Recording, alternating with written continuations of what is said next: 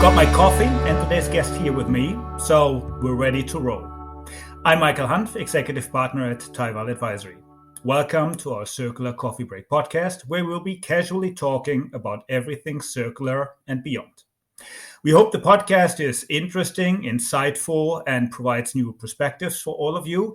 And as always, if you would like to provide us feedback, you have improvement ideas or suggestions, please leave a comment on your favorite podcasting platform or drop us a note at info@taival.com.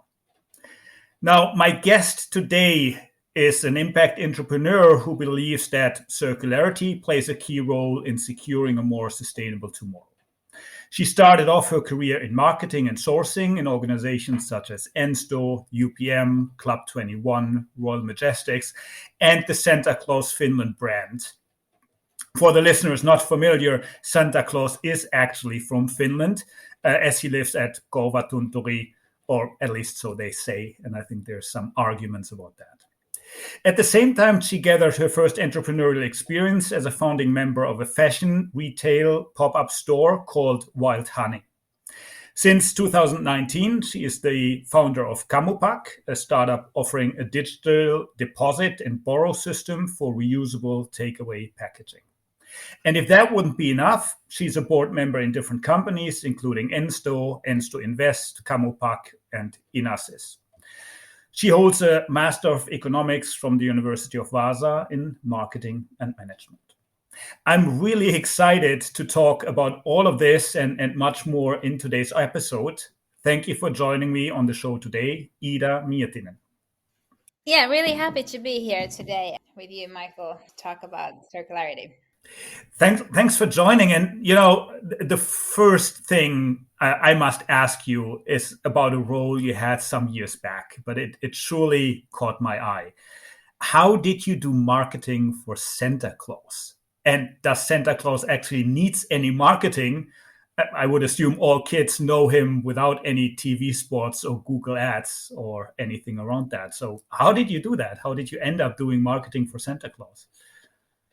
Yeah, it's a good question, and why Santa Claus Finland and why marketing is that.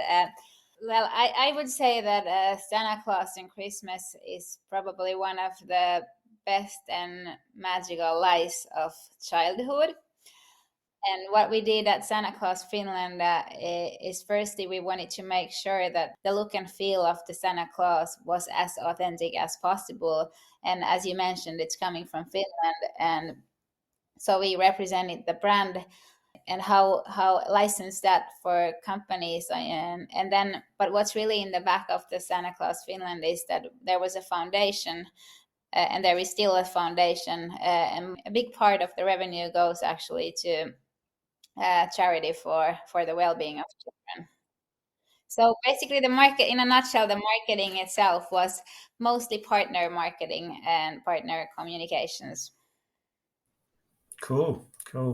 Yeah, and I think Santa Claus is a big thing up north here in Finland. And when the kids were younger, I learned that you can actually send a letter to Santa and you get a response. So I think it's really great to work with that and build around that. But moving away, let's switch to something more closely related to sustainability and circularity. Not saying that Santa wouldn't be circular or sustainable, but let's maybe move to something else you did. 4 years ago, you founded Kamupak. And Kamupak is a pioneer in the area of deposit-based reusable food packaging, similar to the systems we know from cans and bottles in the beverage space that have been around for a long period and in many countries are actually mandatory already for some time. What motivated you to establish Kamupak, and why did you want to focus on solving the waste problem in the takeaway food space? Thank you for the question. So going back in time, sustainability and the future of our environment has always been somewhat my priority in life and also my concern. And that has led me into my interest towards circular economy, but it also has given me hope towards the future.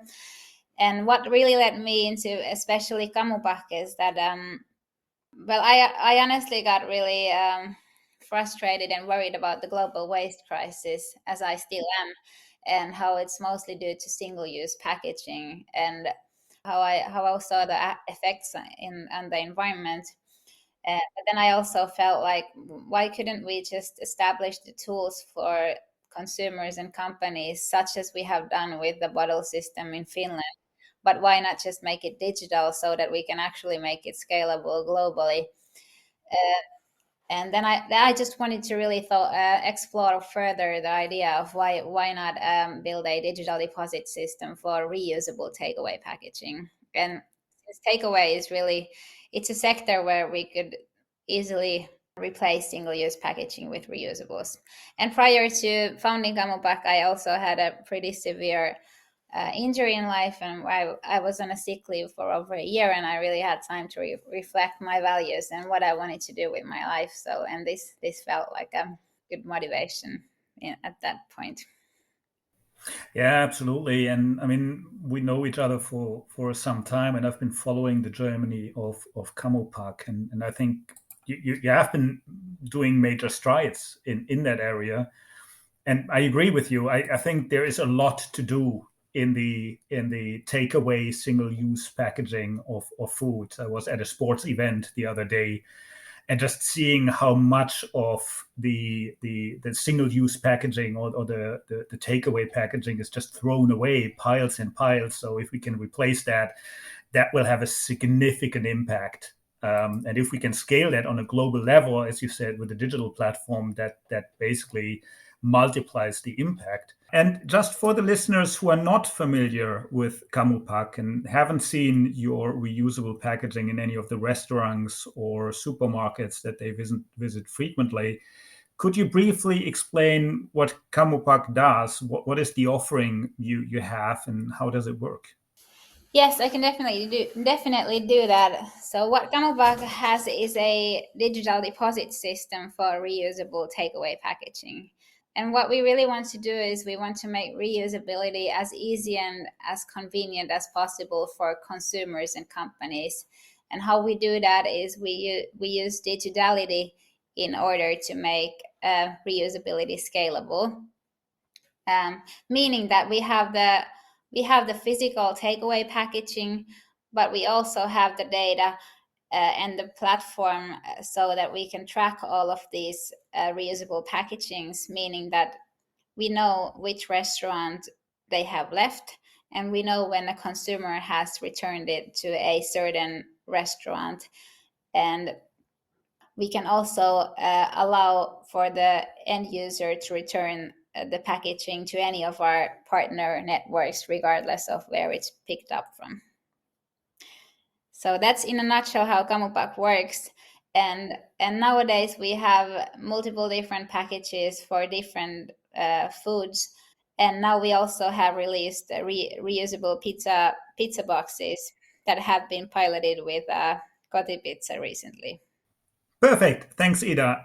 Now, a lot has changed in the past 4 years, and you could argue that circularity, sustainability has become more of a, you might not want to call it mainstream, but it's definitely more in the news. It's definitely more discussed, more widely discussed in that context.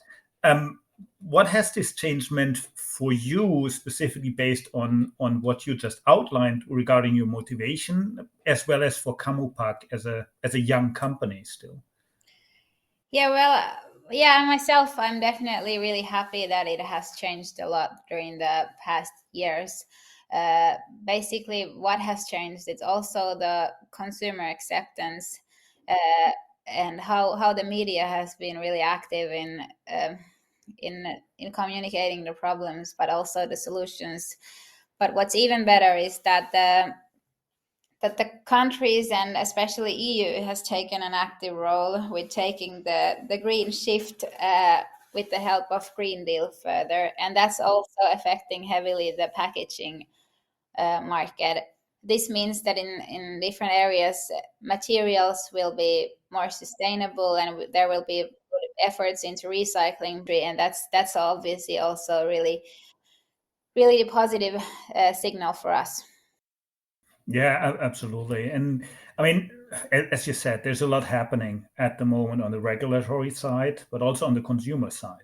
And these things go hand in hand.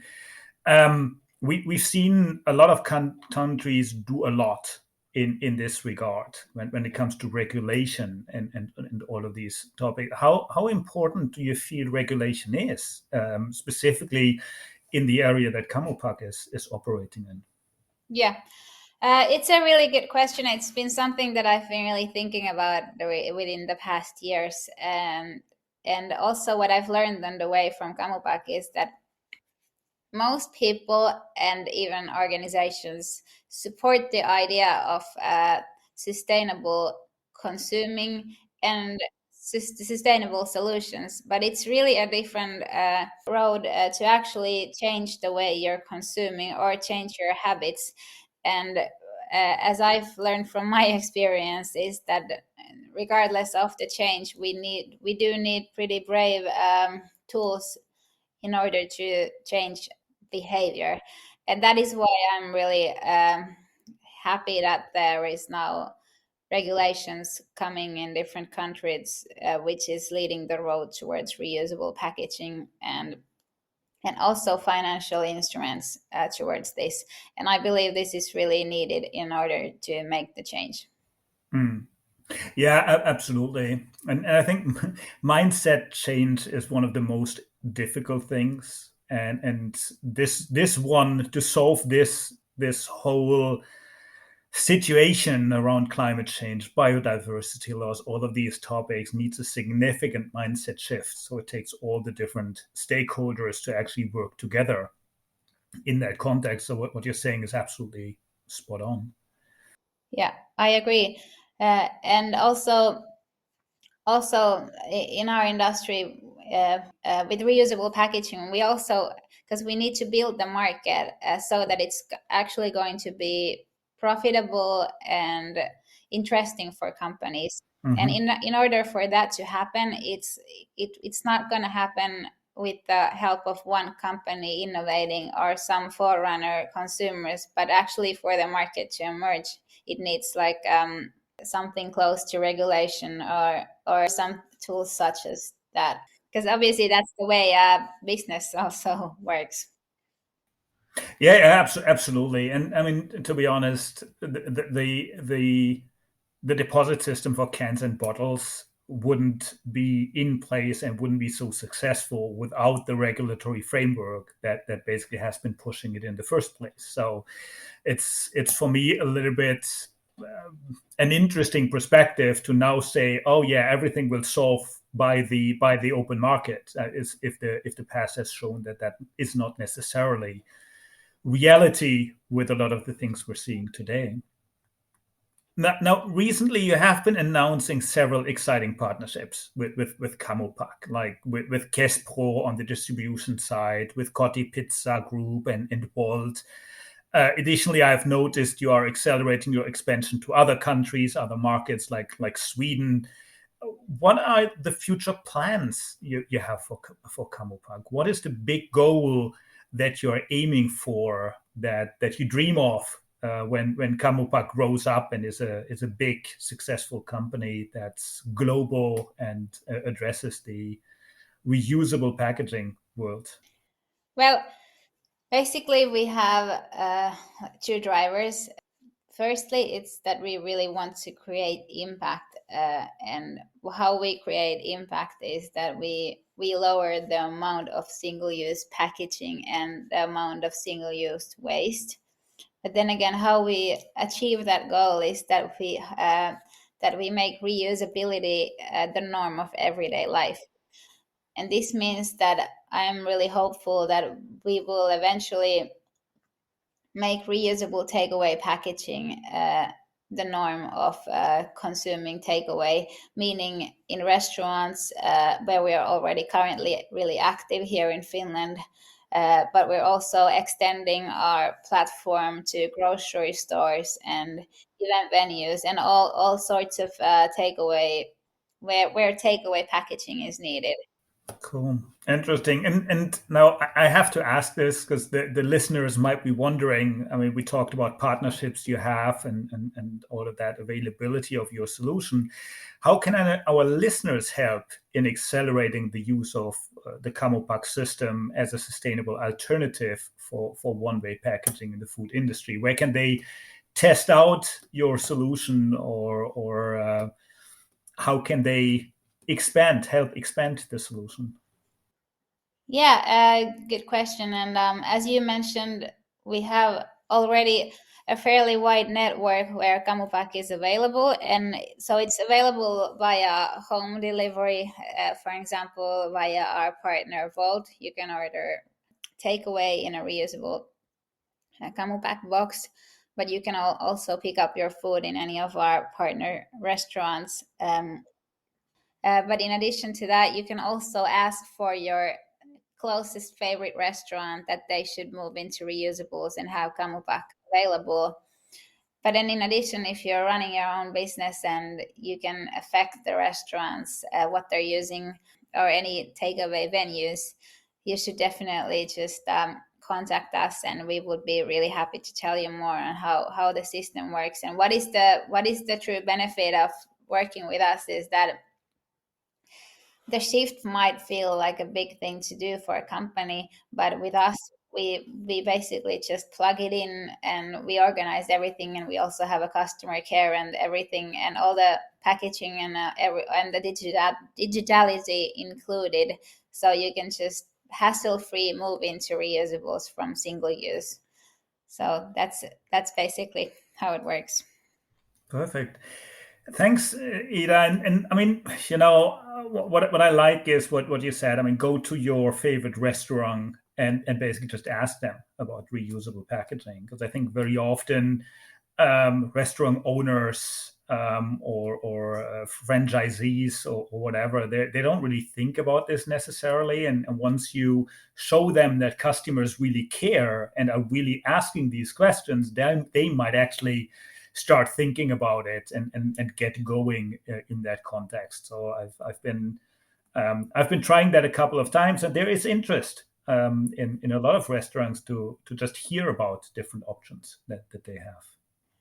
Yeah, that's a good point, because it's really like it's a big movement on making the world and even Finland a little bit less single use packaging here. It's so we sort of need to be a collective, and for us, and what we really want to do with Kamupak is that we want to help Finland achieving this goal.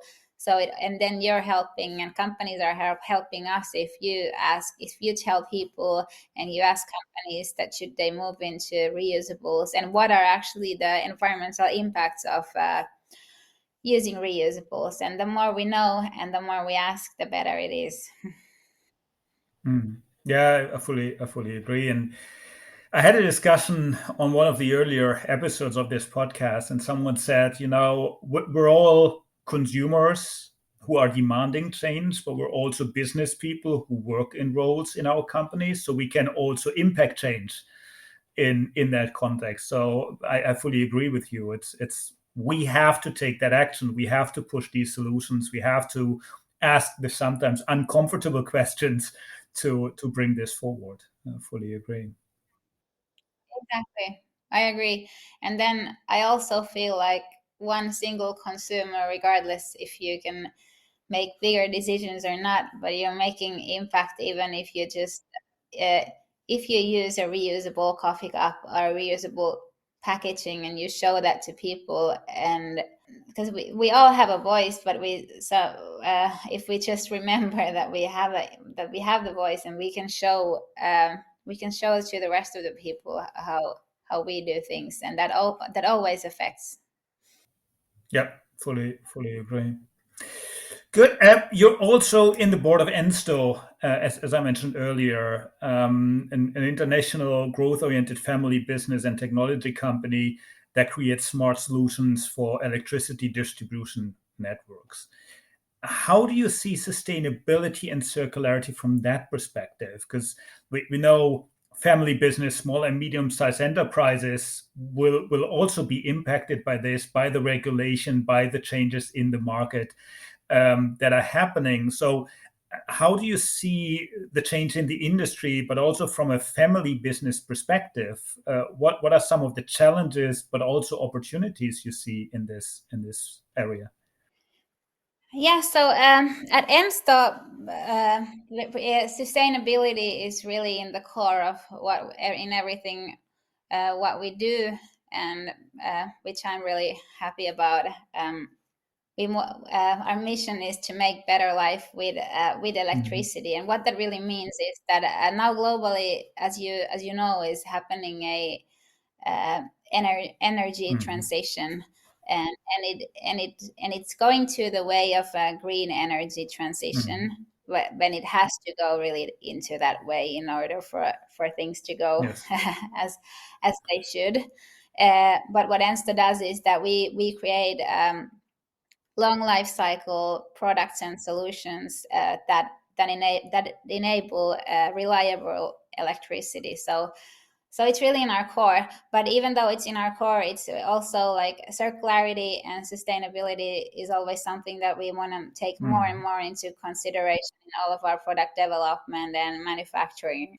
But yeah, so basically it's a big driver for us, and we always measure things, and we do have targets in our production and product development and all of our different functions when it comes to sustainability. Yeah, and I mean, what you're saying is naturally very important. It's something that goes across the organization. It's not one specific unit that takes care of sustainability and circularity, and then the rest of the organization can live happily ever after. And that very often is the challenge, that it is something very complex that impacts everyone. So it needs to be ingrained in the core, I guess. Yeah, I agree with you, and I'm really happy that it is at Ensta. So, but I'm also happy that I'm seeing more and more companies actually making sustainability one of the core factors in their strategy, because it has been, as you mentioned, also like one small unit or one person in a big corporation trying to drive sustainability or circular economy or whatsoever, but really the change doesn't happen unless it's in the core, and unless everyone is pulling to that direction, because I think that's a really really good shift that is happening. And also more and more consumers are demanding to see what actually sustainability means in a company, which means that we need to be fairly open. We can't just market and communicate that we're a sustainable company, but we need to show people what it actually means, which is also a good thing, and it's putting pressure on companies, I'd say. Yeah, absolutely. And I have the feeling that sustainability and circularity earlier were more add-ons or nice to haves, and they're shifting more and more into the core of the business, as you pointed out at Ensto, but also in many other companies. It's actually becoming part of the core strategy, of the core values of the organization, and that's really encouraging to see, and most likely will have a significant impact on where we're going as a society, but also where businesses are going in that context. Yes, I agree. But I'm also hopeful for the future in especially in Finland, but also in all other countries, that all the industrial companies would move more and more actually towards circular economy, which should be done in the very near future, so that we can actually utilize circularity as a part of society, and as a part of life, because it really in the industrial companies play such a big role in that, so we can't really forget that. Fully agree, and it feels the time is right for that. But I mean, and I think that that unites us with many other people, maybe many of the listeners we have. It's like it never goes fast enough, so it always should accelerate and go faster in that context. Perfect. Thanks a lot, Iida. The coffee is empty, and it's time to wrap up this episode of the Circular Coffee Break. So thanks a lot, Iida, for joining me today and sharing a little bit of your insights and your experience. Thank you so much, Michael. It's been a really pleasure having me on board in this. Perfect. Thanks. I hope you all listening out there liked the episode today and you got some new inspiration and ideas. As mentioned in the discussion earlier, head over to the Kamupak webpage and basically make sure your local restaurant or your local pub or your local supermarket starts adopting reusable packaging. It's an easy thing. As they say, it's a small step for a consumer, but it's a major step for mankind. So go out there and discuss. If you have any comments, ideas, suggestions, as mentioned at the top of the show, let us know by leaving a comment in your favorite podcasting platform or dropping us a note at info@taival.com. And please remember to subscribe so you stay in the loop on new episodes that will be dropping every 2 weeks. And we have a long list of very interesting guests coming up. So really hope that you will be continue to listen and join us. Thanks for listening today. And I'm looking forward to seeing you here all at the Circular Coffee.